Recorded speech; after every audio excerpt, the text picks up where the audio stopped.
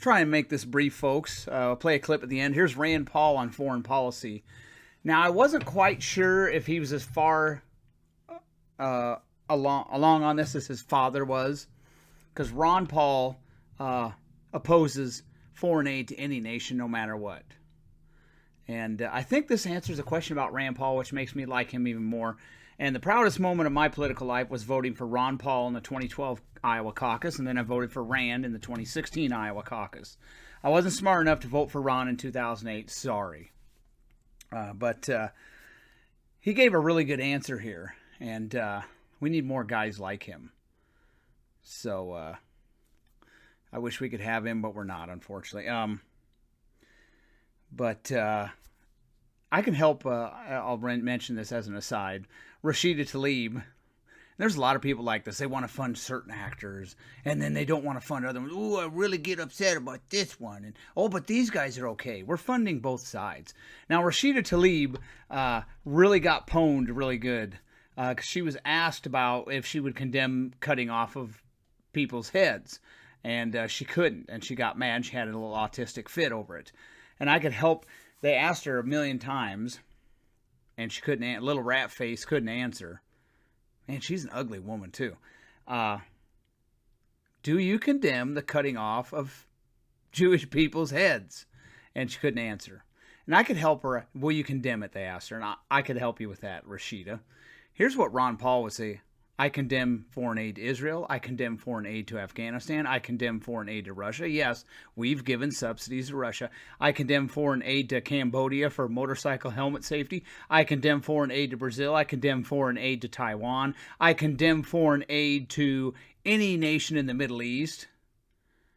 I condemn foreign aid to anyone and everyone, especially because we're so far in the hole that maybe the reset we need, some of these people who they're sitting on their fat asses, banging away on a keyboard, and they're real comfortable now, but when the shelves are empty and they starve to death, maybe they'll get the point. So maybe we need that. But I think Rand Paul, to draw this to a close, gave an excellent answer. And I have to say, I'm really proud to have voted for him in 2016. We should have nominated him, but we didn't. So, and one other quick thing, there are Republican primaries in a lot of states for the Senate.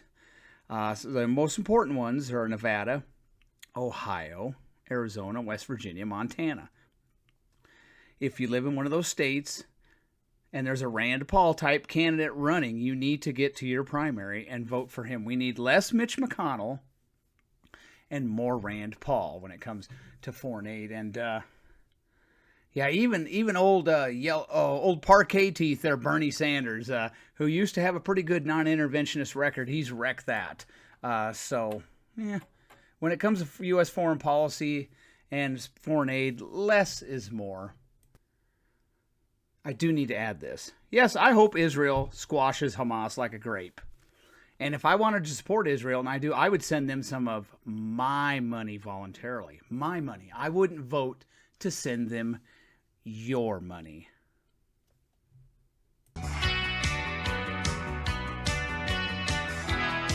Welcome back in, Clay Travis, Buck Sexton Show. We are joined now in studio by Senator Rand Paul. He's got a great book that is out tomorrow, I believe. That's right. And we will talk about that book at the bottom of this hour. But, Senator, you just came through some of the chaos going on in New York City. It's Columbus Day. There's a lot of different parades.